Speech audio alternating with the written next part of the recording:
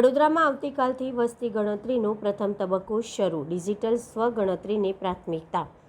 વડોદરા શહેરમાં લાંબા સમય બાદ વસ્તી ગણતરી પ્રક્રિયાનો પ્રથમ તબક્કો આવતીકાલથી શરૂ થવા જઈ રહ્યો છે.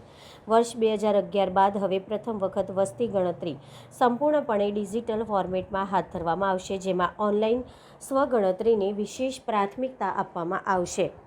આ વખતે નાગરિકોને પોતાની વિગતો જાતે જ નોંધાવવાની સુવિધા આપવામાં આવી છે.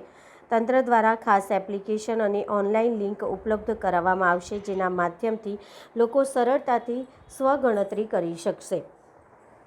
આ પ્રક્રિયા અંદાજિત 1 મહિના સુધી ચાલુ રહેશે. વસ્તી ગણતરીની કામગીરીને સફળ બનાવવા માટે સંબંધિત અધિકારીઓ અને કર્મચારીઓને અગાઉથી તાલીમ આપવામાં આવી છે. આવતીકાલથી શહેરના મહાનુભાવો અને અગ્રણીઓની ગણતરી પ્રક્રિયાની શરૂઆત કરવામાં આવશે. નાગરિકોને જરૂરી માર્ગદર્શન અને માહિતી સરળતાથી મળી રહે તે માટે શહેરની વિવિધ વોર્ડ ઓફિસો તેમજ મુખ્ય કચેરી ખાતે માહિતી કેન્દ્રો પણ શરૂ કરવામાં આવશે. આ સમગ્ર કામગીરી માટે આશરે 4840 કર્મચારીઓને જોડવામાં આવશે, જે શહેરભરમાં વસ્તી ગણતરીની પ્રક્રિયા હાથ ધરશે. ડિજિટલ પદ્ધતિથી થનારી આ વસ્તી ગણતરીથી માહિતી સંગ્રહ વધુ ઝડપી, પારદર્શક અને સરળ બનશે તેવી આશા વ્યક્ત કરવામાં આવી રહી છે. આપને વંદન કરીએ છીએ કે આજે વડોદરાની વસ્તી ગણતરીની જે ભારતના વસ્તી ગણતરી 2027ની જે કામગીરીમાં ગઈકાલથી જ અમે વડોદરા મહાનગરપાલિકાની ટીમ અને વડોદરા શહેરના આખા ટીમ જોડી ગયા છે. આમાં આ કામ માટે લગભગ તબક્કાવાર ટ્રેનિંગ પણ આપવામાં આવ્યું છે. એટલે લગભગ 3 ટ્રેનિંગ્સ પણ આપવામાં આવી છે. અલગ અલગ બેચેસમાં પણ ટ્રેનિંગ આપવામાં આવી છે. લગભગ 4800 લોકોની નિમણૂક પત્ર પણ આપવામાં આવ્યું છે. એમાં શિક્ષકો છે, આપણા તાલીમ અધિકારીઓ છે, વોર્ડ લેવલમાં કામગીરી છે.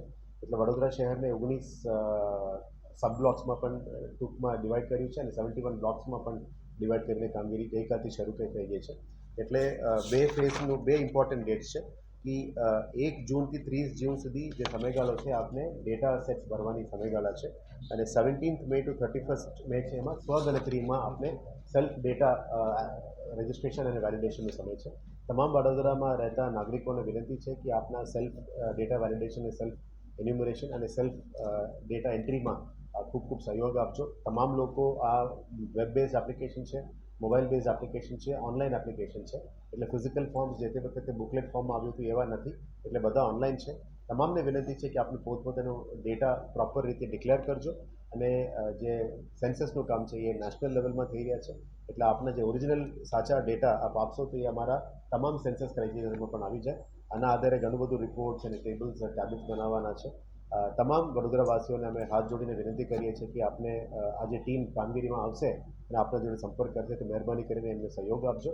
અને આવનારા દિવસમાં આ રાષ્ટ્ર નિર્માણનું એક કામ છે સેન્સસ ડેટા. એટલે આપણે તમામને સહયોગ આપવા માટે વિનંતી કરીએ છીએ.